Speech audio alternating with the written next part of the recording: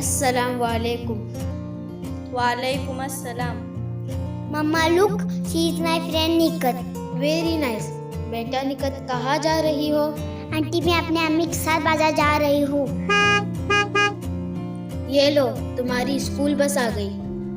Mamma I am going to school, bye bye. Bye bye बेटा।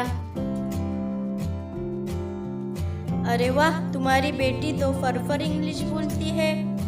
हाँ, क्यों नहीं बोलेंगी, रोजाना स्कूल जो जाती है।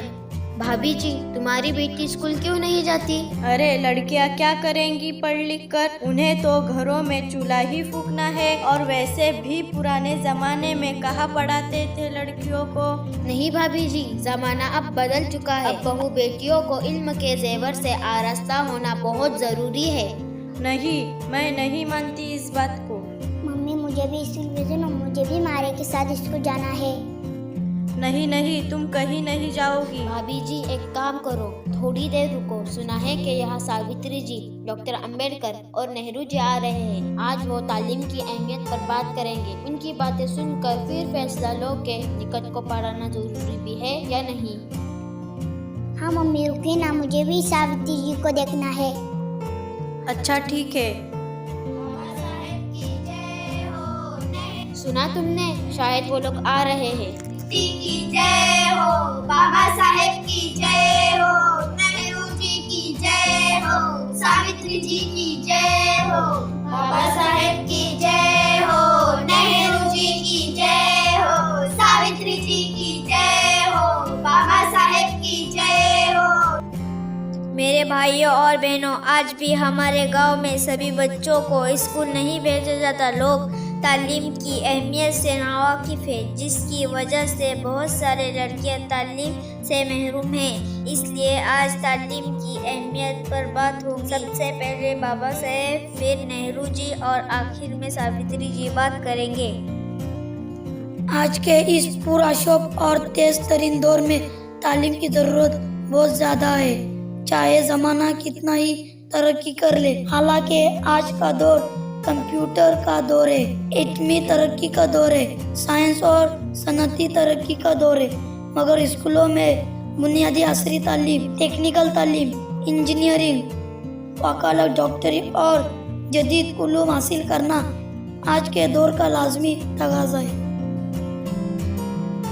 जदीद उलूम तो जरूरी है, इसके साथ साथ इंसान को इंसानियत से दोस्ती के लिए अखलाकी तालीम भी जरूरी है। इस तालीम की वजह से जिंदगी में इबादत, मोहब्बत, खुलूस, ईसार, खिदमत खल्क, वफादारी और हमदर्दी के जज्बात पैदा होते हैं। और ये अखलाकी तालीम स्कूलों और पढ़े लिखे घरानों में मिलती है, इसलिए तालीम हासिल करो। आज मी मराठीमध्ये बोलणार आहे, चालेल का?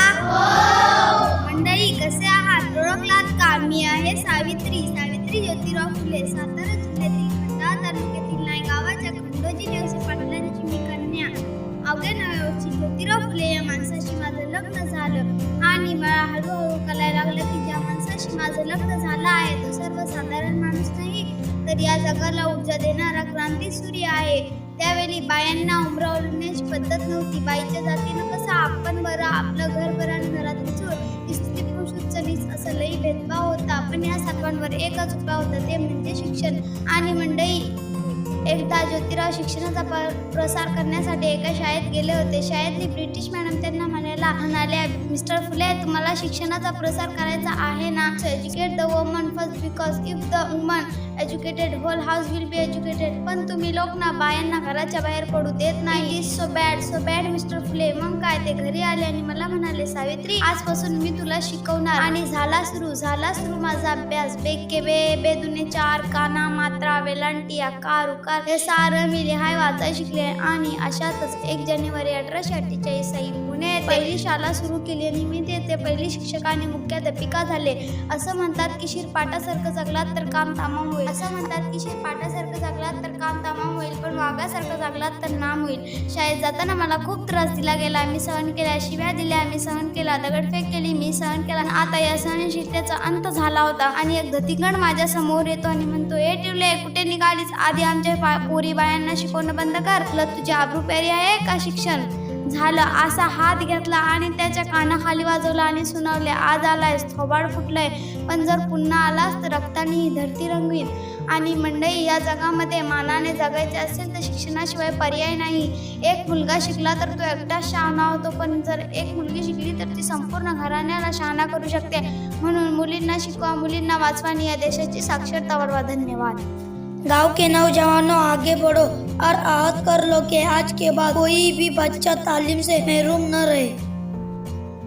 आज हम अहद करते हैं कि अपने गांव की 100% खवानदगी साक्षरता के लिए कोशिश करेंगे.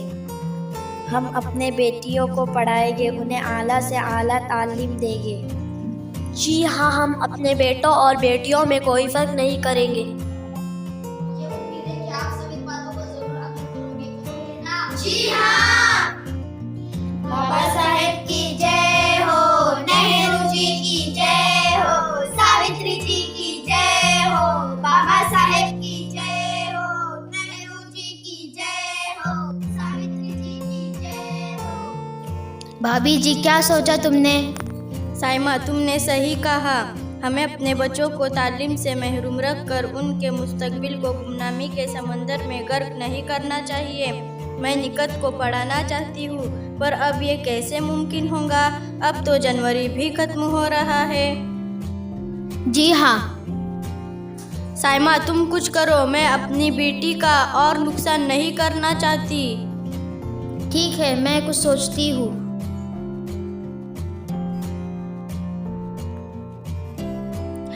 हेलो सर, मैं साइमा बोल रही हूँ. पिंपली बुजुर्ग नूरानी मोहल्ले से एक लड़की का दाखिला करना है. जी हाँ. कभी? ओके. साइमा, क्या कहा सर ने? मुबारक हो, कल तुम्हारी लड़की का दाखिला होगा. सुबह 10 बजे तुम्हें बच्ची का आधार कार्ड और बर्थ सर्टिफिकेट लेकर ऑफिस जाना है. क्या सच? जी हाँ. चाचा, ओ चाची, मैं तो अपनी बेटी को स्कूल में दाखिल कर रही हूँ, पर आपका क्या ख्याल है? बेटा बेटी एक समान, दोनों पर दो यकसा ध्यान. बेटा बेटी एक समान, दोनों पर दो यकसा ध्यान. बेटी पढ़ाओ, बेटी बचाओ. हमारा ये पैगाम आप सबके नाम.